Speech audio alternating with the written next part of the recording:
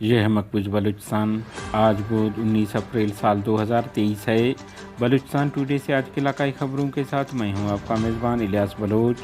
تربت تعلیمی چوک پر دستی بم حملے میں 2 فوجی اہلکار زخمی کر دیے۔ BLF کلات میں پاکستانی فوج کے کیمپ پر راکٹوں سے حملہ کر کے فورسز کو جانی مالی نقصان پہنچا دیا ہے۔ BLA تربت زائرین کے بس کو حادثہ، 1 خاتون ہلاک، 15 افراد زخمی۔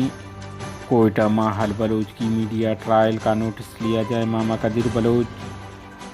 کوئٹہ پولیس اور رہزنوں میں فائرنگ کا تبادلہ، 2 رہزن ہلاک، 1 زخمی، جبکہ نوسار میں فائرنگ سے جمعہ خان نامی شخص نامعلوم افراد کے فائرنگ سے ہلاک ہو گئے۔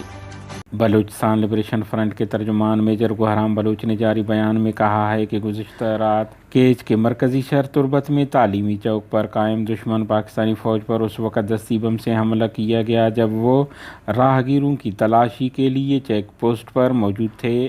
انہوں نے کہا کہ دستی بم حملے میں 2 فوجی اہلکار زخمی ہو گئے ہیں۔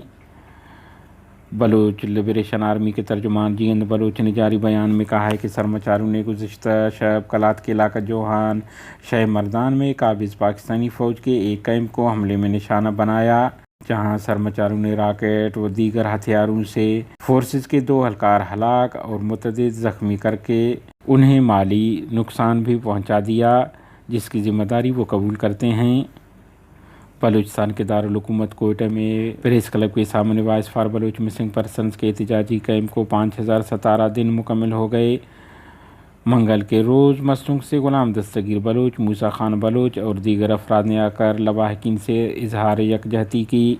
تنظیم کے وائس چیئرمین ماما قدیر بلوچ نے اس موقع پر کہا کہ بلوچ جہد کو دبانے کے لیے ریاست جبری گمشدگیوں میں تیزی لانے کے ساتھ مختلف حربے استعمال کر رہی ہے۔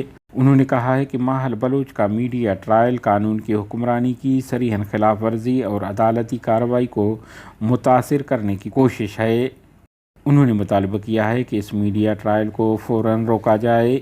کوئٹہ پشتون آباد میں پولیس اور رہزنوں میں فائرنگ کا تبادلہ ہوا ہے، جس میں پولیس کے مطابق عطا محمد اور عطا اللہ نامی 2 رہزن ہلاک جبکہ نور خان نامی زخمی حالت میں گرفتار ہو گئے ہیں، جبکہ ملزمان سے چھینا گیا موبائل اور اسلحہ بھی قبضے میں لے لیا گیا ہے۔ کوئٹہ نوسار میں نامعلوم افراد کی فائرنگ سے 1 شخص ہلاک ہوا ہے۔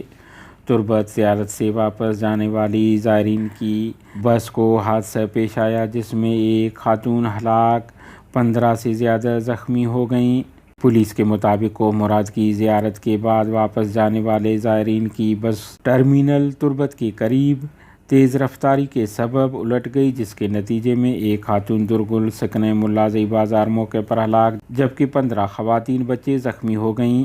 زخمیوں کو طبی امداد کے لیے ٹیچنگ ہسپتال تربت منتقل کر دیا گیا ہے۔